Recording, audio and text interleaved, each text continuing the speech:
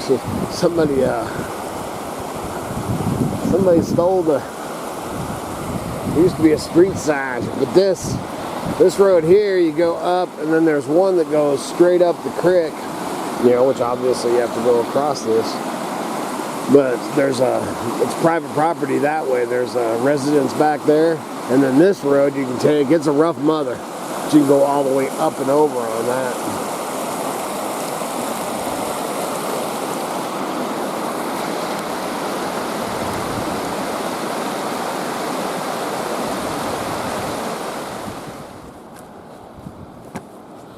Nice little early camp. There's some aluminum don't burn, folks. Aluminum don't burn.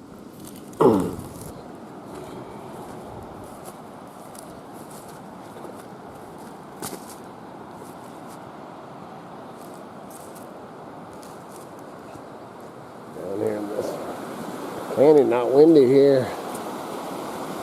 Not windy here. You can see the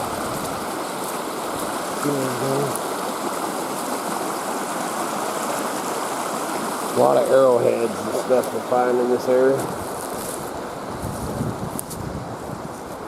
And the side hills.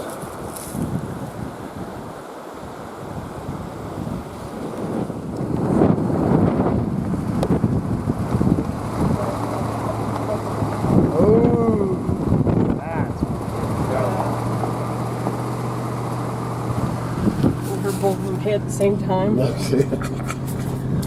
don't know how steep that looks, but it's pretty steep coming up out of there.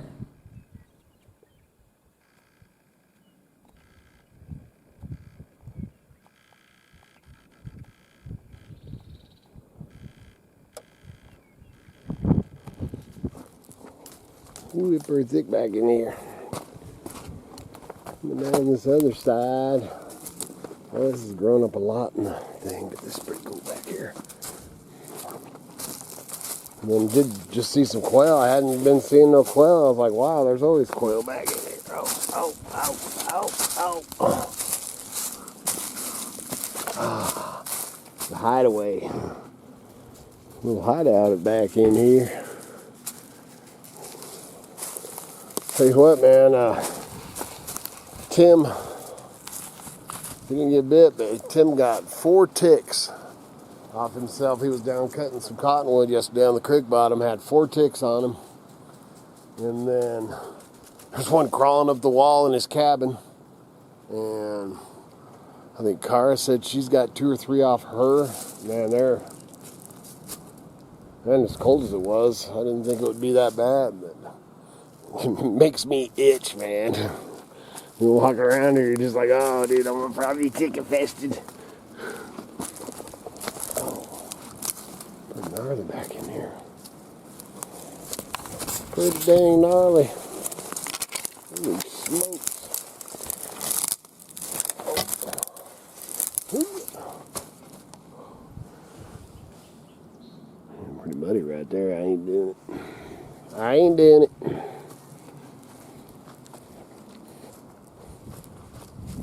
Looking for arrowheads.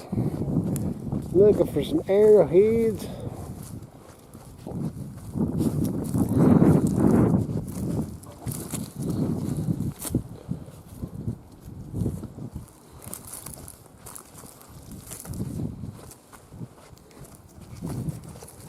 A game trail here.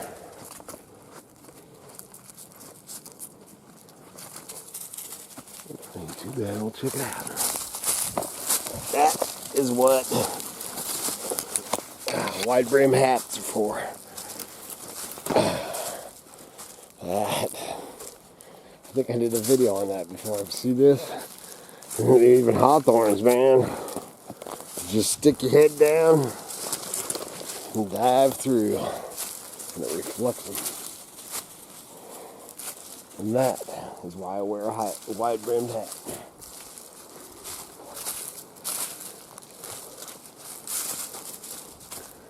Man, them are all hawthorns. I'm going this way. That looks easier. There's only some hawthorns. Look at them mothers. Look at them mothers got me on the wrist too. I feel it. You can see. So just a little patch of snow up there.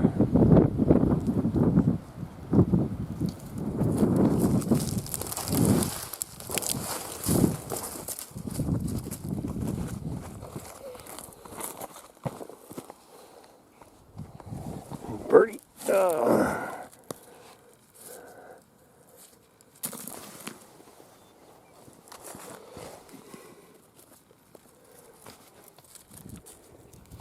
These side hills like this, a lot of times, man,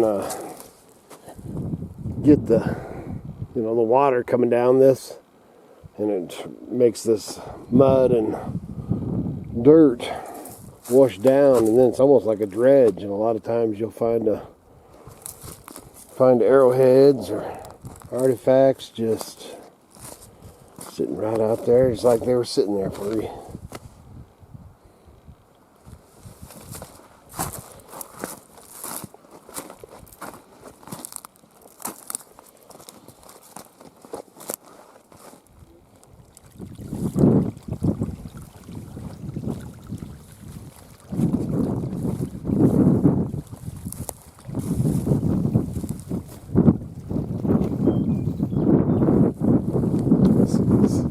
This is such a little creek, man, and I'm sure, I think it's just runoff.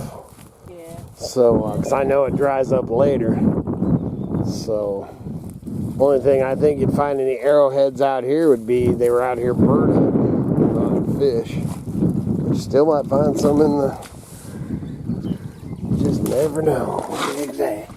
That would have been awesome. Pull out a big old spear point.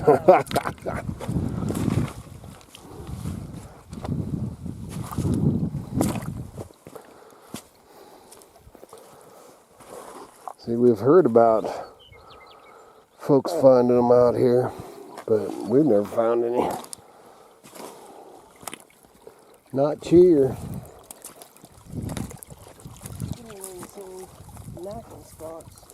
No, and he might be, up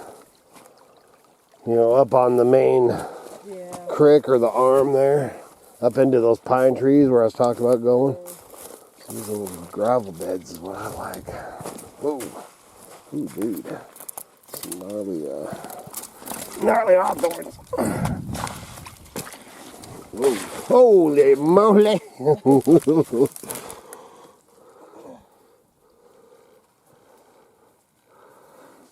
I see nothing but a muddy shoe.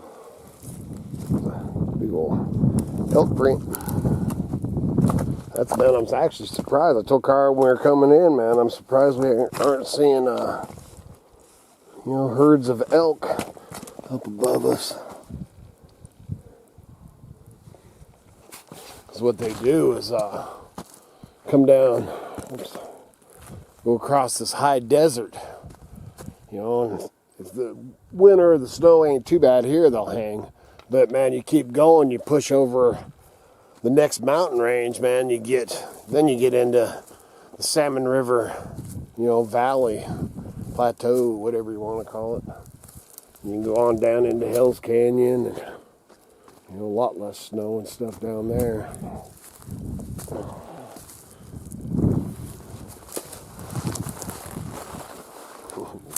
I'm looking for dicks.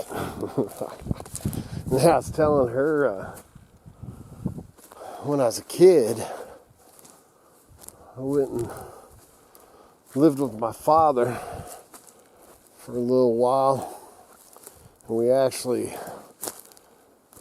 lived in White City, Oregon was our address, but we actually lived in a place called Sam's Valley. In Sam's Valley, we lived on a ranch right on the Rogue River, man. Out my back door, salmon and steelhead fishing all the time. It was awesome. And in Sam's Valley, there's two huge, they're probably a mile apart, but huge table rocks. And this old boy, who actually made me a napping tool, and I make these napping tools with a piece of copper and an antler. You know, I haven't made any for a while, but I make them and sell them on eBay. And for napping arrowheads, you know. And I have the original one that Frank Crouch. Oh, look at that, it's almost like a bowl there. Seeing that very well could be. You know, and they'd sit here and, you know, biscuit root or whatever the heck they were getting here. Huh, that's pretty cool. Anyway, that Frank Crouch, man, he was like I looked him up a while back, man. It looked like he even still alive and still has the, you know, we were renting the place from him. My father was. And that's who taught me how to nap arrowheads, and he was like world renowned, or, you know, semi-famous, whatever you want to call it, man, as arrowhead napper, and you know, a go-to on the Indian culture. And he had bags. I'm talking bags, trunks full of arrowheads they had found. But between those two table rocks, and he took me out there a couple times, which then after that I'd just go myself. But after they would, you know, in the springtime, and they'd plow them fields between the two table rocks, you could walk through there, and I am not kidding you, it was like picking up spuds. Man, you could just go along and pick up pieces, and, you know, shavings and partials and full, and I mean, the arrowheads and stuff was insane. And that whole area was huge camps, you know, and they'd camp there, nap their arrowheads and everything. And then the Rogue River was right there for fishing and, you know, hunting. You know, it was pretty awesome. That's where I got into arrowhead hunting. That was, I went and lived with them. That's when I started doing flea markets and everything. I was 14.